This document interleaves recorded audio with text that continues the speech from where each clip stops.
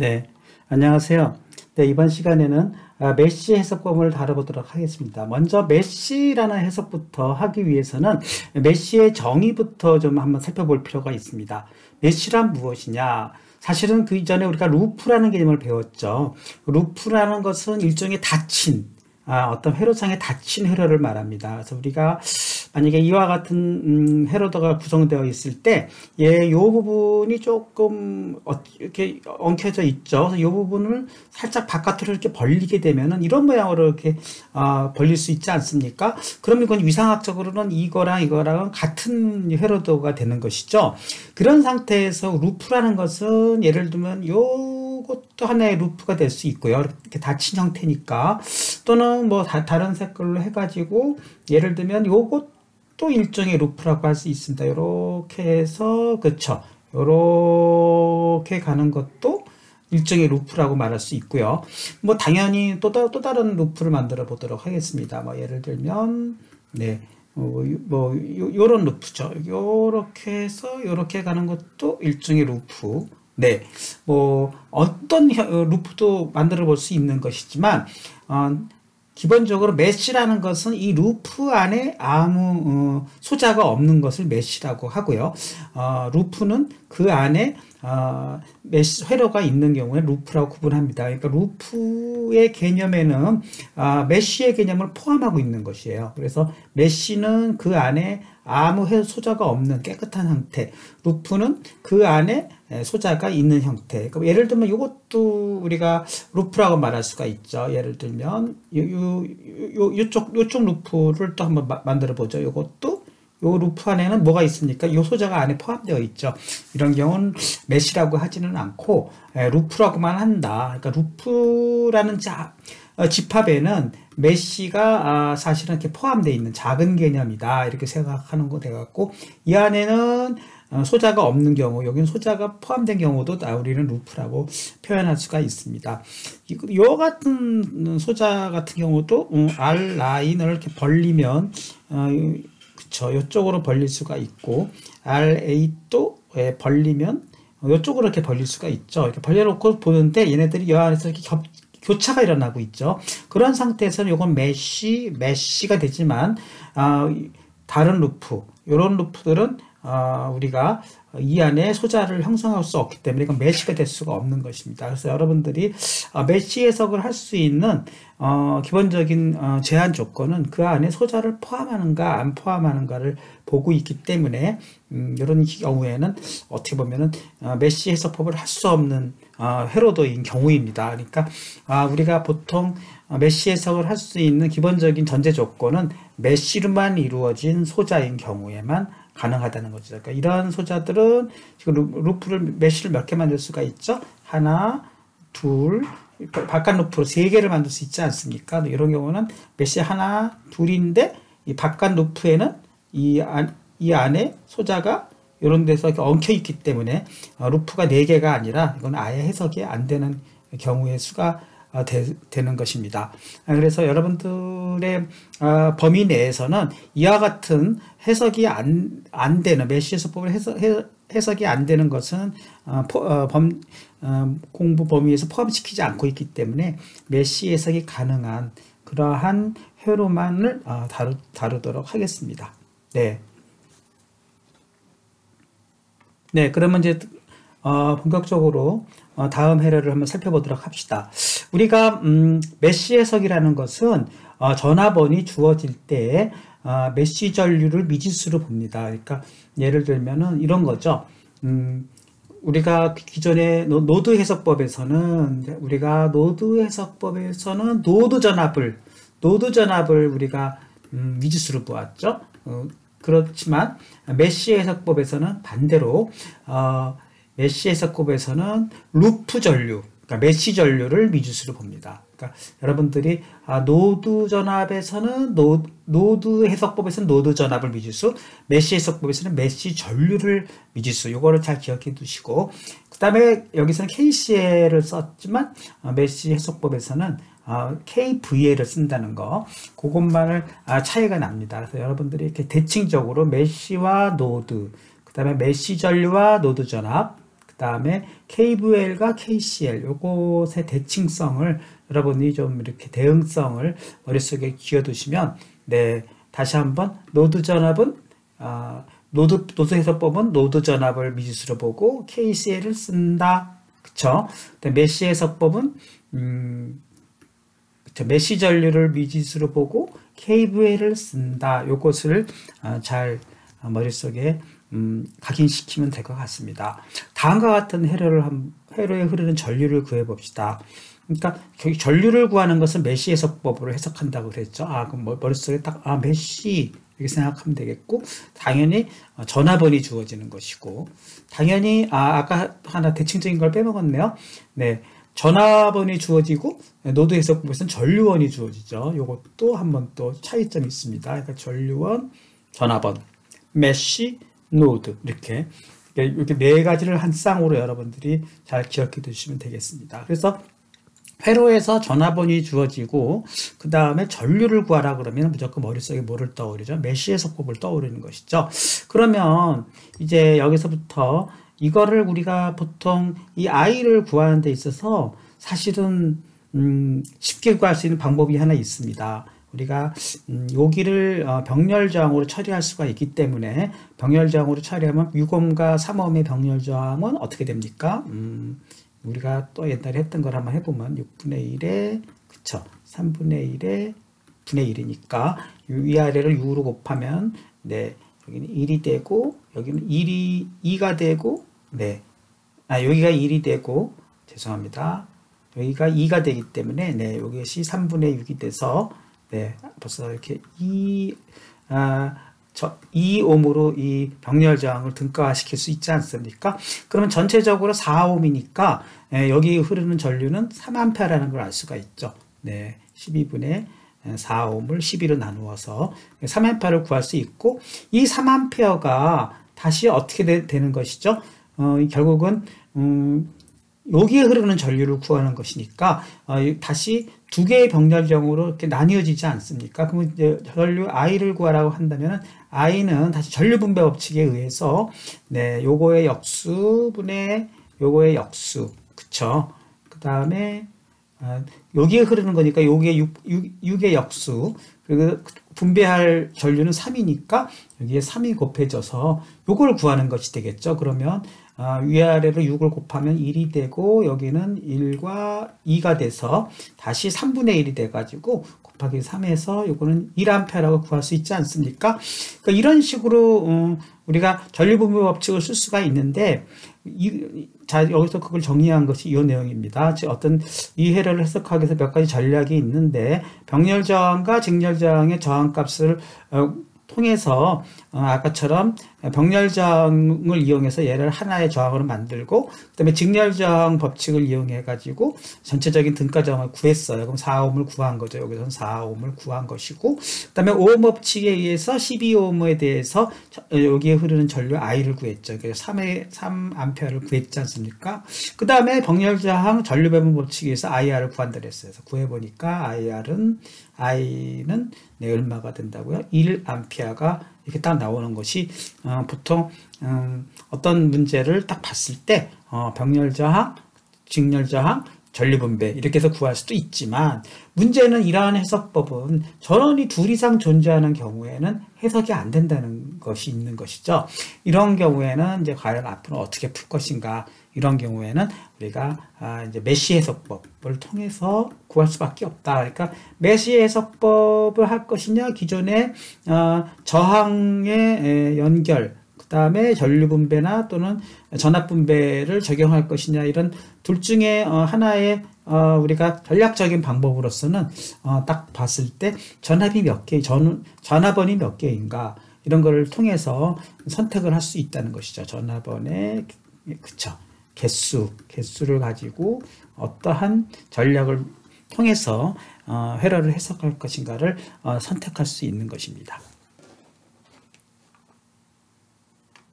자, 그러면 다음 회로를 한번 살펴보도록 하겠습니다. 이렇게 전압원이 두 개가 주어지는 경우는 어떻게 해석되는가?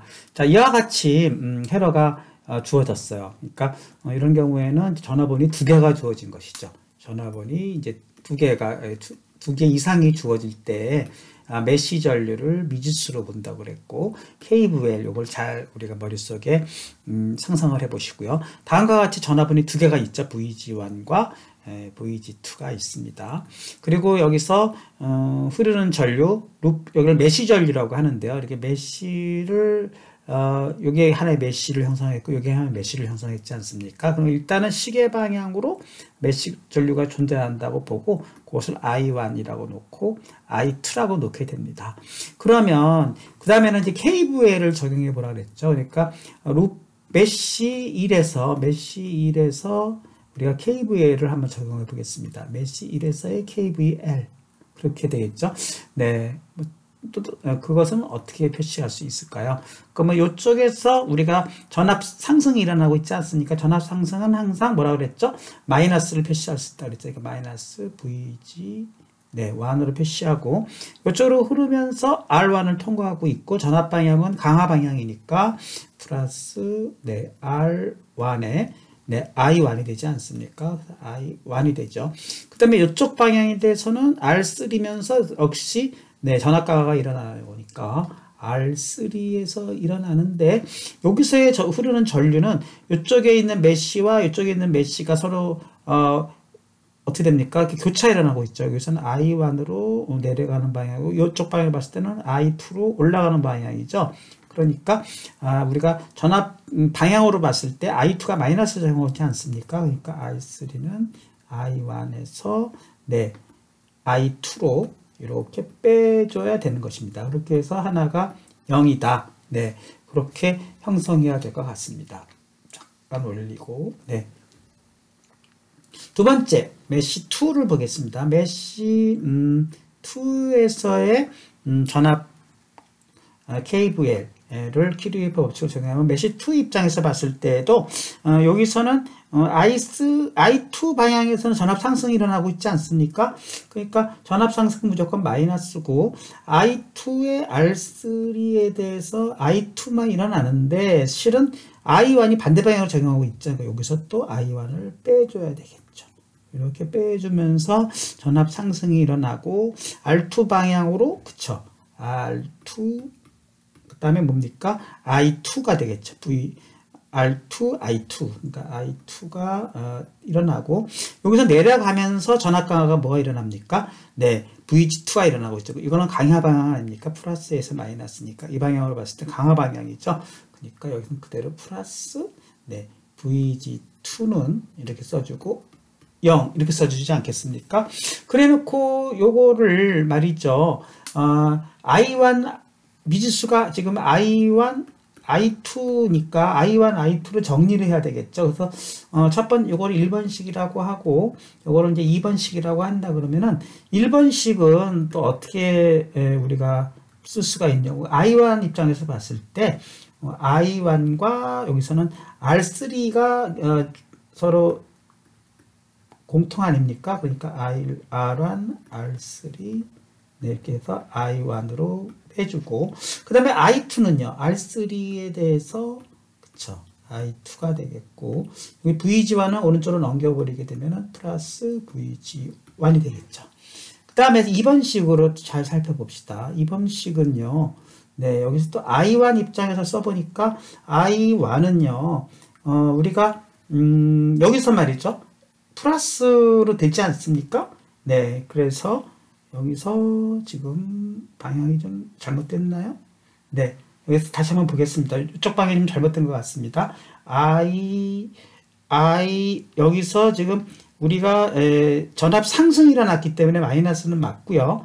R3에서 그쵸 전압 상승 방향으로 봤을 때 I1이 이것이 이제 전압 상승 방향으로 봤을 때는 그렇죠 I1이 돼야 되지 않습니까? 그러니까 여기에 부호가 이쪽이 플러스가 되고 그쵸 이쪽이 마이너스가 돼야 될 것 같습니다. 다시 한번 따져보겠습니다. I2의 입장에서 우리가 전압 상승이 일어나고 있기 때문에 그쵸 얘 입장에서는 전압 상승이 일어나고 있기 때문에 얘 입장에서는 요 방향으로 맞춰줘야 되는 게 맞습니다. 그러니까 여기서 마이너스 플러스 돼서 요건 뒤쪽으로 보내주고, 여기서는 네, 마이너스 R3 이렇게 되겠네요. 마이너스 R3에 I1이 되겠고, 그 다음에 여기서는 마이너스 마이너스 플러스가 되고, 여기서 플러스가 되니까 플러스 네, R2 네, 플러스 R3 이렇게 돼서 I2가 되지 않습니까? I2가 되고, 그 다음에 VG2로 오른쪽으로 넘기니까 네, 마이너스 VG2가 되겠습니다. 네.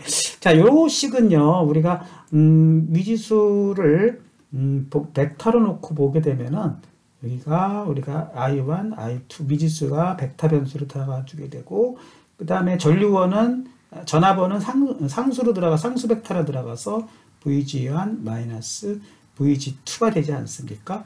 그렇게 되고, 그 다음에 여기에 이제 행렬 매트릭스를 보면은, 네, 여기는 R1 플러스 R3가 되고, 여기는 마이너스 R3. 네, 여기 틀렸군요. 네, 마이너스가 붙어야 됩니다. 그리고 여기가 마이너스 R3. 그쵸? 여기는 R2 플러스 R3가 됩니다. 그러니까 이런 식으로 우리가 최종적인 전류 해석식을 구할 수가 있고, 요것을 설명해 보니까 이제 규칙을 만들 수가 있어요. 법칙이라고 그랬으니까. 이게 해석은 일종의 이제 법칙인 거예요. 룰을 만드는데 룰을 어떻게 만드느냐면은 I1 이 루프 I에 걸쳐져 있는 본인의 이 I1 메시에 걸쳐져 있는 모든 저항 R1 R3가 되겠죠. 여기가 더해진다. 그렇게 해석을 할 수가 있다는 것입니다. 네, 그러니까 잘 보시면 I1 입장에서는 이렇게 돌면서 얘가 그대로 R1, R3가 여기 이 방향으로 이렇게 돌아가고 있지 않습니까? 그러니까 거기를 R1, R3를 이렇게 더해준다. 그것이 규칙 1입니다. 네, 이것은 대각선 방향 다이아고널 폼에서 걸친 저항의 합을 구한다. 이거죠. 걸친 저항의 합. 네. 이렇게 하나를 해석할 수가 있는 것입니다. 두 번째로는 그러면 루프 I2에 대해서도 걸친 저항은 뭐가 되죠? R3와 R2가 되지 않습니까? 그러니까 R3와 R2가 더 젖힌 저항의 합으로 대각선 방향으로 정해줍니다. 그 다음에 커플링 루프. 얘가 돌아갈 때 옆에 공통으로 된 루프가 있지 않습니까? 메쉬와 메쉬 간의 공통 패스에 대해서는 마이너스를 취해준다 이거예요. 그러니까 마이너스를 다 취해주고, 그쵸? 그 다음에 그 공통으로 걸린 거에 저항을 넣어준다. 네, 그러니까 R3 여기도 공통으로 저항한 것이 R3 이렇게 됩니다. 그러니까 여기서 이 커플링 항은 마이너스를 해주고 거기에 걸린 저항을 넣어준다. 네, 이렇게 해주는 것이 기본적인 원칙입니다. 그러니까 여기서 커플링 항은 네, 마이너스 부호를 쓰고, 그쵸? 그 다음에 그 공통 전압을 넣어준다. 공통 뭐죠? 저항. 그렇죠? 공통 저항을 넣어준다. 그렇게 써주게 되겠습니다.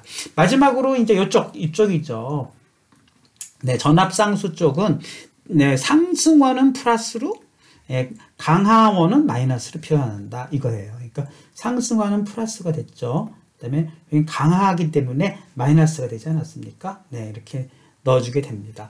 따라서 물론 전화번호이 없는 경우에는 0으로 놓고요. 이렇게 해서, 이러한, 키르호프의 KVL 두 개씩을 세우고 그걸 정리하고 하는 이러한 과정을 통해서 알아낸 결과로는 이런 세 개의 법칙, 네, 전화번의 부호는 상승인 경우에는 플러스, 네, 하강인 경우에는 마이너스. 요것까지 법칙까지 이용을 하면은 물론 없는 경우에는 제로. 네, 이렇게 해가지고 이런 법칙을 이용해가지고 요 세 가지를 가지고 우리가 이러한 미지수 전류에 대한 행렬 방정식을 구할 수가 있죠. 매트릭스 이퀘이션을 구해가지고 당연히 여기서부터 I1, I2를 구하는 것은 나중에 우리가 컴퓨터를 이용해서 2x2는 물론 크레머르를 통해서 구할 수도 있지만 어쨌든 요 2x2의 매트릭스를 인버전 해가지고 네, 여기서 VG1, VG2 네, 이런 식으로 구해가지고 네, 여기 이제 어떻게 마이너스를 했으니까 그래서 얘네들을 구할 수가 있게 되는 것입니다. 그러니까 여러분들이 요건 나중에 제가 다 다뤄보도록 하겠습니다. 네, 한 번 더 정리를 해보게 되면은, 이제 결국은, 메쉬의 수법은 전화번호이 두어질 때 전화번호이 중요한 것이고요. 메쉬를 따져봐야 된다는 것이고, 메쉬 전류를 미지수로 본다는 것이고, KVL을 적용하는 건데, 이제 KVL을 적용하지 않고도, 아까 얘기한 세 가지 법칙, 세 가지 규칙을 이용해서 바로 쓸 수가 있습니다. 한 번 더 써보겠습니다. 이렇게 딱 문제가 주어졌어요. 그러면, 미지수는 I1, I2로 보는 것이죠. 그러니까 I1, 네, I2를 딱 미지수로 그냥 벡터로 그냥 불해버리고 그 앞에 이제 행렬 2x2가 되겠죠. 2x2 저항을 이용한 저항 매트릭스를 이제 구해야 되는 것이죠. 저항 행렬을 구하는 것이고 그 다음에 이쪽은 전압 행렬이라고 그랬죠. 그러니까 전압원 행렬은 어떻게 되죠? 우리가 그대로 네, 아까 얘기한 대로 상승의 경우에 플러스 하강의 경우에는 마이너스로 취한다고 했습니다. 그거 딱 보면은, 자, I1부터 보겠습니다. I1 입장에서 봤을 때 전화번호는 상승이죠. 그러니까, 여기는 E1이 되겠죠. 상승이니까. 그 다음에 I2 입장에서는 이게 하강 방향으로 돼 있지 않습니까? 그러니까 마이너스 E2. 이런 식으로 우리가 세울 수가 있다는 것이고, 그 다음에, 요 I1의 요쪽에 대각선 쪽은 여기에 걸쳐지 모든 저항이라고 그랬죠. 그러니까, 여기는 R1과 R2 이렇게 되겠고 그 다음에 공통 이 루프와 이 루프의 공통 부분은 R3가 되지 않습니까? 그러니까 무조건 커플링은 마이너스고 R3가 되죠. 그 다음에 이쪽 루프 입장에서 봤을 때는 내 대각선 쪽은 R2, R3, R2가 되니까 네, R2, R3가 되는 것이고 그 다음에 이 커플링 이쪽은 I1과 커플링이 되는데 R3를 공통으로 하고 있으니까 무조건 마이너스 R3 이렇게 기계적으로 써줄 수가 있다는 것입니다. 그러면 아까 해석한 거하고 동일한 결과가 이렇게 나오는 것을 확인해 볼 수가 있죠. 여러분 이거를 믿을 수가 없다고요? 그러면 하나를 더 다른 예제를 갖고 한번 해보도록 하겠습니다. 네, 다른 예제로 요거를 한번 이렇게 살펴보게 되면은 다음 문제를 요거는 똑같은 문제인데 이제 수식이 정해진 경우를 한번 해보도록 하겠습니다. 다시 보시죠. 다음과 같이 이제 실제로 이제 숫자들이 정해졌어요. 2옴, 3옴, 뭐 10V, 5V, 3옴, 3옴 이런 식으로 했을 때 I를 구하라 하는 문제였어요. 그러니까 I를 구하려면은 여러분들이 일단은 요 루프와 요 루프를 시계방으로 이렇게 돌려가지고 먼저 메쉬 전류를 구하는 게 먼저죠. 메쉬 전류를 구한 다음에 실제 I는 메쉬 전류의 입장을 봤을 때는 내려가는 방향과 올라가는 방향이 겹치는 거니까 I1에서 I2를 빼주는 것이 될 것입니다. 그러니까 I1, I2를 먼저 구하는 게 순서네요. 따라서 I1, I2는 아까 얘기한 대로 쭉 우리가 미지수를 벡터 변수로 이렇게 놓고 아까처럼 또 반복해 보도록 하겠습니다. 이렇게 해서 여기를 전압 벡터 이렇게 놓고 여기는 그쵸, 저항 매트릭스 이렇게 구하실 때 I1 입장에서 봤을 때는 2옴과 3옴이 그대로 연달아 들어가지 않았습니까? 그러니까 여기는 2 플러스 3이 대각형렬에 있고 그 다음에 3옴이 커플링으로 있지 않습니까? 그러니까 마이너스 3 이렇게 되겠고 I2 입장에서 봤을 때 3 플러스 3이 되네요. 그러니까 3 플러스 3이 대각형렬에 있고 그 다음에 커플링은 여기가 커플링이 되니까 마이너스 3 이렇게 써주면 되겠고요. I1 입장에서 메쉬에서는 10V가 상승 방향에 있으니까 여기를 10 이렇게 써주고 그 다음에 I2 메쉬에서는 5V가 하강 방향으로 했으니까 마이너스 5 이렇게 써주면 되겠습니다. 결국은 이거의 역행렬을 통해서 I1, I2를 구하는 문제가 되지 않겠습니까? 그러니까 I1, I2는 이렇게 해서 역행렬을 구하게 되면은 요거를 계산한 걸로 5 마이너스 3 마이너스 3 6의 그쵸 역행렬에다가 10과 5의 마이너스 5의 벡터를 곱한 것과 같다는 것이죠. 그것은 제가 파이썬으로 여러분들이 이제 그쵸 파이썬을 통해 가지고 지난번에 콜앱을 통해서 한번 설치를 해서 요 편집기에서 실행해 볼 수가 있겠죠. 그러니까 R 매트릭스는 지금 그대로 2 플러스 3 마이너스 3 마이너스 3 3 플러스 3으로 R 매트릭스를 그쵸 넘파이 numPy죠. 이게 numPy 어레이로 선언해가지고 그대로 대괄호를 두 번 써서 2x2는 대괄호를 두 번 써줘야 되는 것이죠. 그렇게 해서 이것이 두 개가 존재를 하는 걸로 해가지고 대괄호가 끝나는 거니까 첫 번째 이 가로 안에는 2 플러스 3에 마이너스 3을 넣어주고 두 번째 가로 안에는 마이너스 3, 3 플러스 3을 넣어주면은 그대로 2바이트를 여기다 입력한 것이고 그 다음에 이제 V는 이쪽이 이게 V 매트릭스죠. V 매트릭스는 또 NP 어레이에 역시 10과 마이너스 5인데 컬럼으로 써주기 위해서도 이런 식으로 써줘야 됩니다. 컬럼은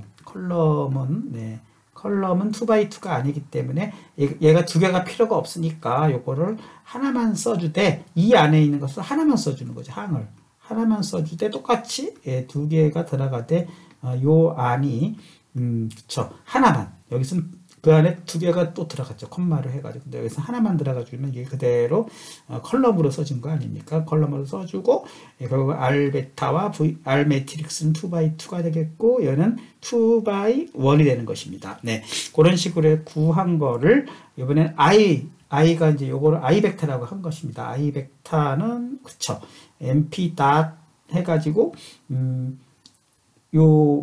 얘의 인버전이 뭐죠? 또 그 안에다가 그쵸. mp. linear algebra의 .inv라는 걸 함수로 호출해가지고 요 R 매트릭스 얘를 인버전한 것이죠. 얘를 인버전한 것을 여기서 구하고 그거와 V 매트릭스를 지금 요게 사실상 뭐죠?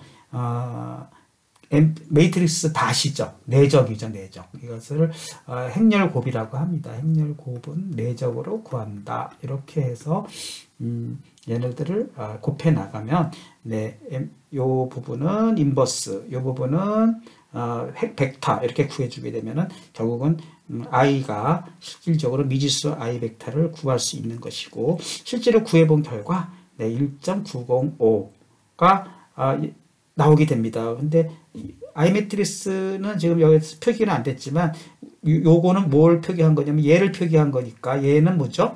i의 0번의 0, i 0번의 0이 얘를 의미하는 거고 그쵸? 그 다음에 i 1의 0은 여기를 의미하는 것입니다. 그렇게 해서 실질적으로 이 i 벡터를 우리가 구해보게 되면은 그쵸? 요것을 1.905. 그러니까 요걸 계산한 것이죠. 이 부분에서. 그렇게 해서 우리가 메시법을 통해 가지고 구할 수 있는 것입니다. 네, 여러분 요거를 잘 참조해 주셔서 한번 다 같이 이 문제를 구해 보도록 다시 한번 보시면 될 것 같습니다.